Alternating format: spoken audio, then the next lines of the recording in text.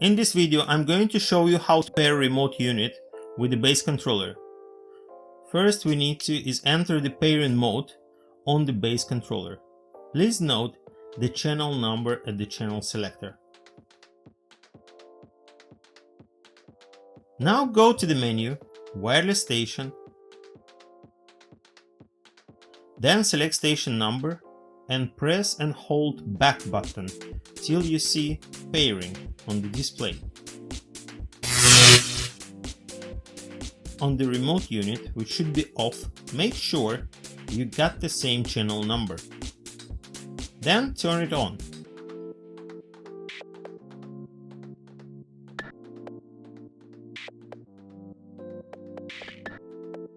And press the pair button.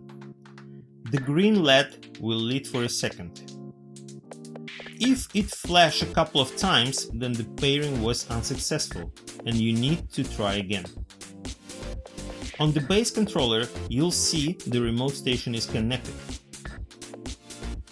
You can go back once and select it again to check the status, signal, battery level, etc.